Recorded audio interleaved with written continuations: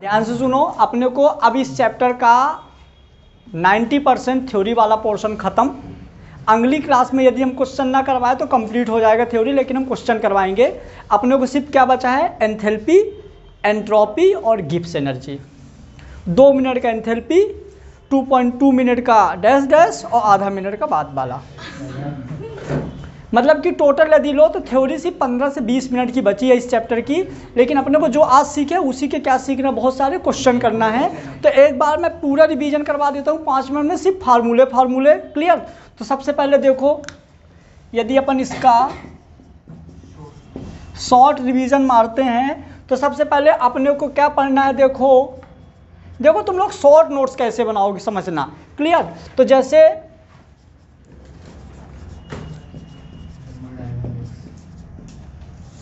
Thermodynamic कोई लिखेगा नहीं, फोटो खींच के फिर ग्रुप में डाल लेना, घर में लिखना, एकदम ध्यान से पहले समझना है, लिखेगा कोई नहीं, क्लियर। तो सबसे पहले हम बात करें थर्मोडायनेमिक इस चैप्टर की। तो थर्मोडायनेमिक यानी कि हीट की वजह से जब मोशन होगा तो हमको वर्क मिलेगा, क्लियर। मैंने बोला था हीट की वजह से जब मोशन होगा तो हमको वर्क मिलेगा। अब वर्क सिस्टम कर रहा है या सिस्टम पे हो रहा है। यदि सिस्टम पे हो रहा है तो पॉजिटिव, और सिस्टम कर रहा है तो इसी तरह से जो हमारा सिस्टम था ये 3 टाइप्स का था, ओपन, क्लोज, आइसोलेटेड। मास और हीट दोनों का लॉस होगा तो क्लोज, मास लॉस नहीं होगा, हीट लॉस होगा तो क्लोज, और मास और हीट दोनों में से लॉस नहीं होगा तो। फिर हम सिस्टम के बाद क्या पढ़े थे, प्रॉपर्टी। कौन कौन सी, इंटेंसिव प्रॉपर्टी और एक्सटेंसिव। जो क्वांटिटी पे डिपेंड नहीं करेगा और जो क्वांटिटी पे डिपेंड, क्वांटिटी पे डिपेंड नहीं कर रहा था, कलर, डेंसिटी, है ना, ये कलर और डेंसिटी ये सब डेंसिटी पे डिपेंड नहीं कर रहे थे, और ये कर रहे थे क्वांटिटी पे डिपेंड। फिर हम बात करेंगे फंक्शन,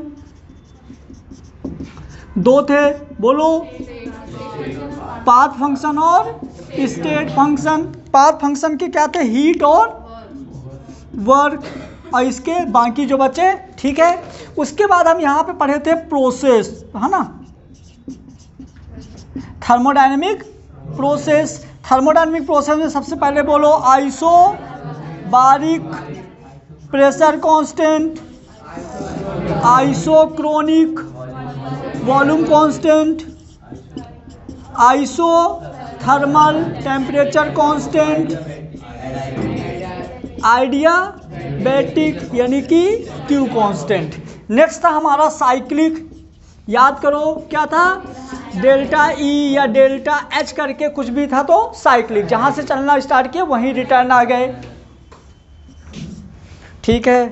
चलो इसके बाद और हमारा था रिवर्सिबल और इरिवर्सिबल, क्लियर।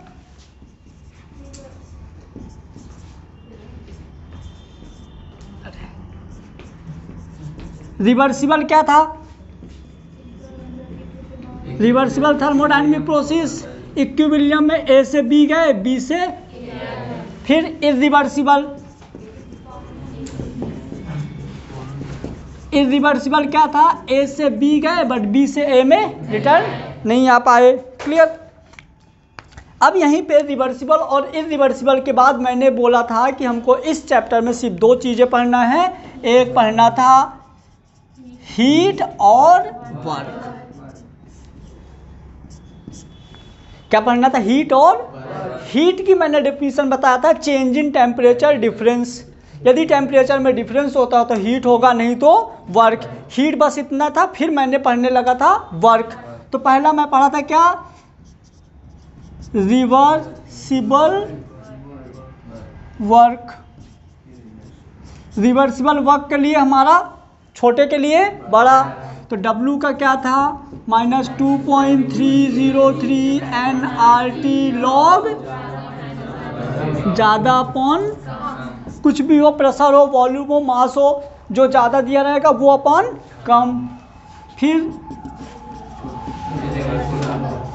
इरिवर्सिबल के लिए क्या पढ़ा था, W equal to minus P external dV, हम इसी को बोल सकते थे माइनस डेल्टा NGRT।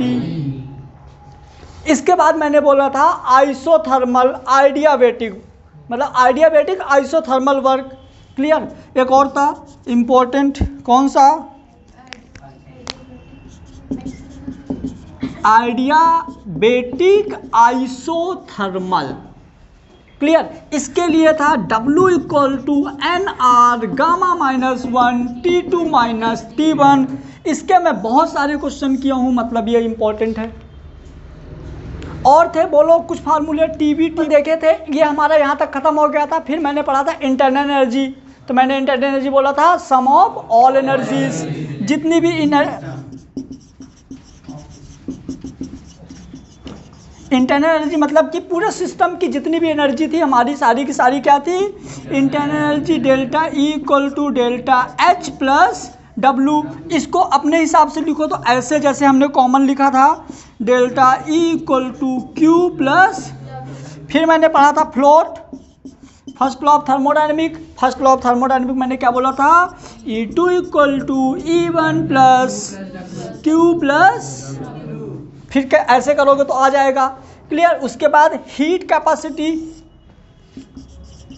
अपन पढ़े थे, हीट कैपेसिटी मैं एक ही फार्मूला लिखूंगा, तुम लोग समझ जाओगे। आपको स्पेसिफिक हीट बोलेगा तो स्मॉल सी ले लोगे, एट कांस्टेंट प्रेशर बोलेगा तो क्योंकि यहाँ डेल्टा H आ जाएगा, एट कांस्टेंट V वॉल्यूम बोलेगा तो यहाँ पे क्या आ जाएगा, डेल्टा E। याद रखना बहुत काम का है, प्रेशर कांस्टेंट तो डेल्टा H, वॉल्यूम कांस्टेंट तो डेल्टा E।